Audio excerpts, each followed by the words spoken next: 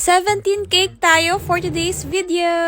Hi Goldies! So gagawa tayo ngayon ng cake na design na favorite kong gawin, which is yung vintage cake. Actually guys, rush order po ito and hindi na talaga ako tatanggap. Kaso nga lang, as a marupok na baker, ayan, tinanggap po natin.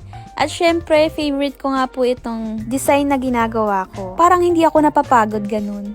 And hindi ako nape-pressure dahil alam ko sa sarili ko na magagawa ko to. Unlike sa ibang cake design na pati sa pagtulog, nasa isip ko pa rin siya. Kaya alam nyo na guys, umorder na po kayo ng mga vintage cakes. Bagay na bagay din po ito sa mga mahihilig sa icing. Anyway, ayan, yung color ng ating cake is blue and pink. Syempre light as usual para maganda sa mata. I mean, masarap sa mata. And each color gumamit ako ng piping bag para mas mapadali yung buhay natin. Ang size nga po pala ng ating cake is 8x4 inches yung bottom and 6x4 inches naman yung nasa top tier. Then moist chocolate yung nasa ilalim and vanilla chiffon naman yung nasa top. Kung tatanungin niyo ako guys kung anong favorite flavor ko sa Goldie Bakes, ang favorite ko po is strawberry chiffon. Ewan ko, yun yung pinakagusto ko talaga sa cakes ko. Or baka mahilig lang ako sa strawberry pero hindi po siya maasim. Sa mga naka-order po ng strawberry cake ko before, mas pina-improve ko na po ngayon yung lasa at texture niya.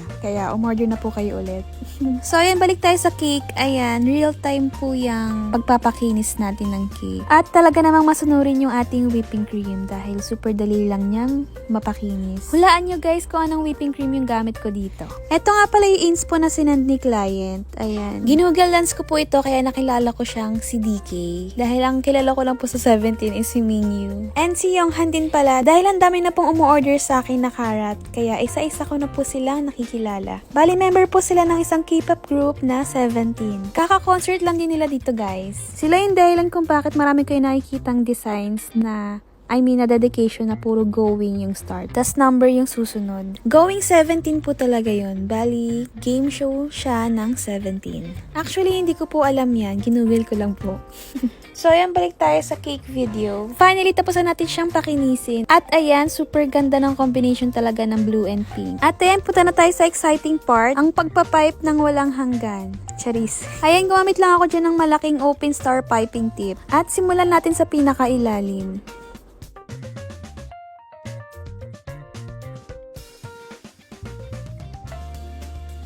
Next naman is yung top tier. Unahin lang po natin yung piping tip na magkakapareho. I mean, yung border na magkakapareho para isang bagsakan lang. Then, proceed tayo sa next piping tip natin. Ayan, mas pinaliit lang guys. Then, ilalagay ko lang po dyan sa ibabaw ng pinay natin kanina.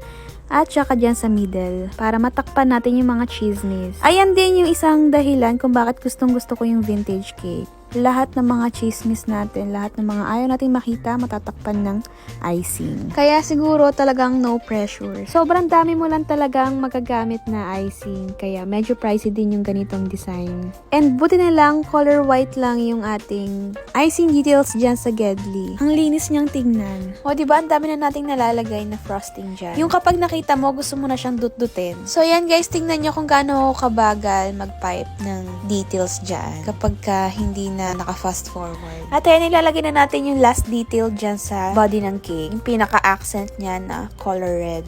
Bali, nag-pipe lang po tayo dyan ng maliit na rosette. Next, maglalagay na po tayo ngayon ng dedication. Ayan po yung sinasabi ko sa inyo kanina na going, tapos number yung susunod. So, ayan yung pinagawa ni client is going 20. Dahil syempre, magka-20 na siya. Then, kumuha lang ako ng white chocolate, tapos nilagyan ko ng konting color blue na food color. Yung nasa inspo is 3D talaga na diamond, pero ako ginawa ko na lang ganyang flat. And aware naman po si client doon. Kasi yan yung sobra nating gawa kanina na chocolate para hindi sayang. Nilagay ko na lang po dyan at ginawang lollipop. Kasi nilalagay ko na yung pinatigas nating chocolate na diamond. Tsaka tayo mag-pipe ng lining para malaman talaga na diamond siya. Finally, tapos na yung ating DK ng 17 na vintage cake. Ngayon ko lang napansin na parang cotton candy pala yung color ng ating cake. At ayan yung feedback ni client. Binanggit niya na pala yung pangalan ni DK pero hindi ko po napansin. So yeah, super nagandahan din ako sa ginawa ko. And thank you so much for trusting Goldie Bakes!